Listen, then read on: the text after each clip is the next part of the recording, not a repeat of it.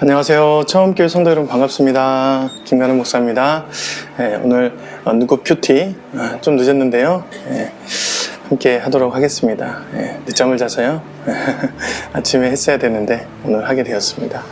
여러분들 말씀을 통하여서 오늘도 힘을 얻고 또 오늘 반나절이 넘어갔는데요. 여러분들 속에서 하나님께서 허락하신 삶의 공간 안에서 하나님의 은혜로 나아가는 그런 시간들이 되었으면 좋겠습니다. 오늘 말씀은 누가복음 2장 1절부터 20절 말씀인데요. 우리가 예전에도 한번 설교 때 얘기했던 그런 본문입니다.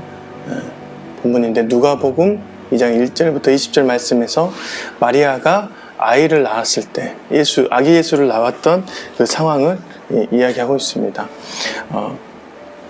저자 누가의 관점을 보는 게 중요할 것 같아요. 그래서 제가 느꼈던 묵상의 내용들을 한번 나눠보려고 합니다.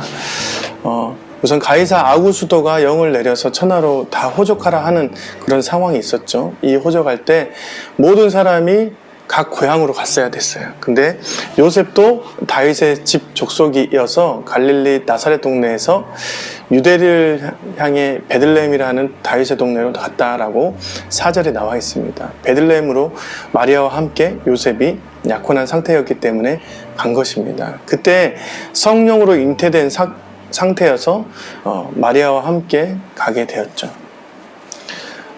그래서 이제 여관도 없을 만큼 굉장히 바빠진 그런 상태입니다. 왜냐하면 예루살렘 근처에 있던 베들레헴은 그 숙박시설이 예루살렘에 절기 때 온 사람들을 막기 위해서 숙박시설이 좀 이렇게 화려한 곳이었는데 그 숙박시설조차도 없을 만큼 사람들이 붐볐다라고 하는 얘기입니다. 거기에 사는 목자들을 통해서 하나님께서 아기 예수 나심을 얘기하는 것이죠. 그래서 8절 그 지역의 목자들이 밤에 밖에서 자기 양떼를 지키다가 주의 사자가 곁에 서고 주의 영광이 그들을 두루비춤에 크게 무서워한지라 했습니다. 그 지역에 사는 목자들은 실은 목자들은 이 세상에서 이름조차도 얘기할 수 없는 그런 사람들입니다. 우리가 알고 있는 양을 돌보는 그런 목양하는 그런 관계가 아니라 그때 실패자, 낙오자, 정말 갈 곳 없는 자들이 완전히 인생을 포기한 사람들이 아무도 모르게 숨어서 살면서 양이나 케어하는, 주인의 양이나 케어하는 그런 사람들이 목자였던 것이죠.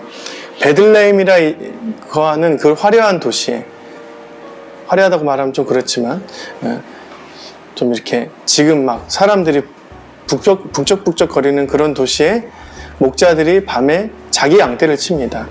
실은 여러분 지금 모든 사람이 어디를 가야 돼요? 호적하러 가야 되는데 이 사람들은 이름조차도 얘기할 수 없는 사람들이기 때문에 호적할 필요가 없는 것이죠. 그렇기 때문에 이 사람들은 그곳에서 양이나 치고 있었던 것입니다. 그러한 사람들의 입을 통해서 하나님께서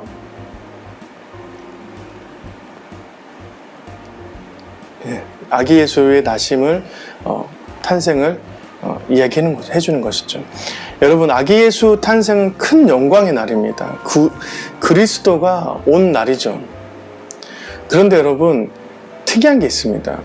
누가는 그 큰 영광의 날을 또 그것을 전파하는 것을 그 시선을 목자에게 보이는 것이죠.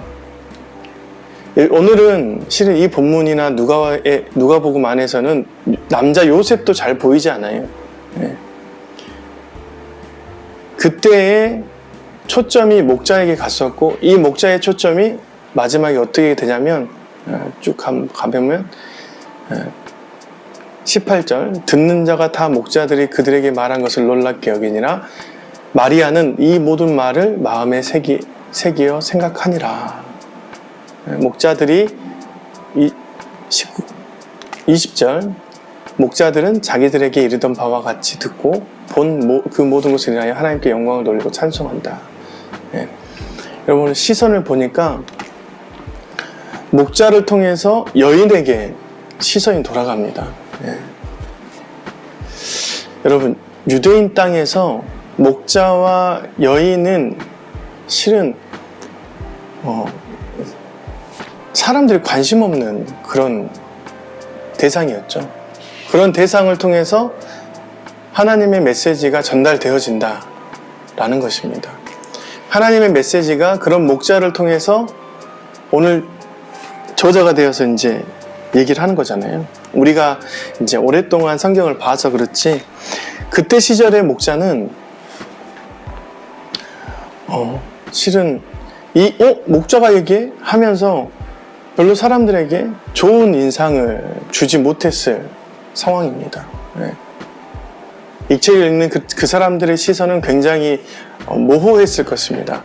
또는 어떤 사람들은 강한 반발을 일으킬 수도 있었어요. 하지만 성령으로 태어난 그런 사람들은 목자에게 있었던 그 복음, 여인으로 갔었던 그 복음, 모든 사람들에게 평등했던 그 복음을 전달받아서 귀하다라고 생각했지만, 그때 시절에 있는 사람들은 이 본문을 보고 강한 반발, 목자나 여인들한테 이런 것들을 쓸 만큼 추접한 걸까라고 이제 생각되어지죠.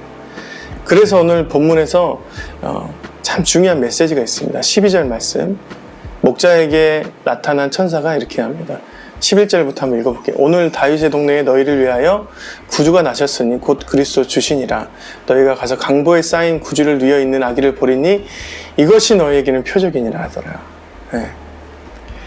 강보에 쌓여 구유에 누워 있는 아기를 보리니 이것이 너희에게는 표적이 될 것이다. 11절, 오늘 다윗의 동네에 너희를 위하여 구주가 나셨다. 목자를 위하여 나셨다. 여인을 위하여 나셨다. 근데 천대받은 사람들을 위해 나셨다라고 얘기를 하는 것입니다. 여러분, 시선이 우리 시선 안에서 성령의 감동, 감화, 또 우리의 마음의 변화가 있는 것입니다.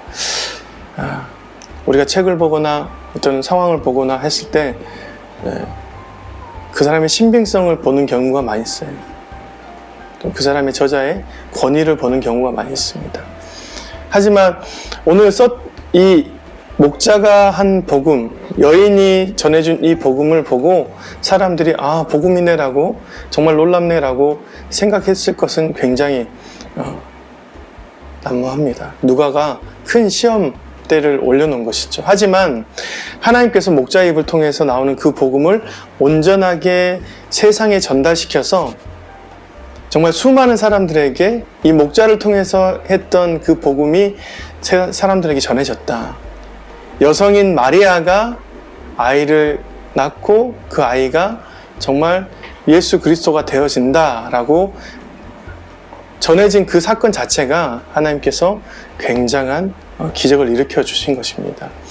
목자의 입을 통해서, 여인의 입을 통해서 나온 그 복음이 온전하게 전달된 것이 그 시절에는 참 기적같이 생각되어지죠. 마치 구주가 말구에 오신 만큼 엄청난 기적입니다. 예. 여러분, 우리가 하나님께서 주신 복음을 가지고 살아갈 때 이런 일들이 일어날 것입니다. 우리의 시선이 세상의 높고 낮음을 평가하는 시선이 아니라 하나님께서 주신 그 참된 본질과 본성을 이해하는, 그래서 목자들조차도 그 입 안에서 참된 인간으로서 복음을 받을 만한 그런 사람이어야 되구나 라고 생각되어지는, 너희에게 표적이다, 목자들에게 이 복음이 전달되어지는 것이 합당하다라고 생각되어지고 고개가 끄덕여지는 그런 성령의 충만함이 있어야 됩니다. 사회에 어려움을 당하고 각층 안에서 천대받는 그런 사람들의 입에서도 나오는 그런 복음이 우리에게 참된 복음이 될 수 있는, 하나님의 메시지가 될 수 있는 그런 공의, 평강의 하나님, 화합의 하나님이 우리에게 임해야 되는 것이죠. 오늘 이 말씀을 몇 번 보지만 저에게는 참 은혜가 되는 말씀입니다. 여러분에게도 이 세상에 수많은 사람들을 살려내시는 하나님의 말씀이 동일하게 새겨지고 입혀지시길 주님의 이름으로 축원드립니다. 고맙습니다. 또 내일 뵙도록 하겠습니다. 내일은 또 늦잠 자지 않을게요. 네, 죄송합니다. 안녕히 계세요.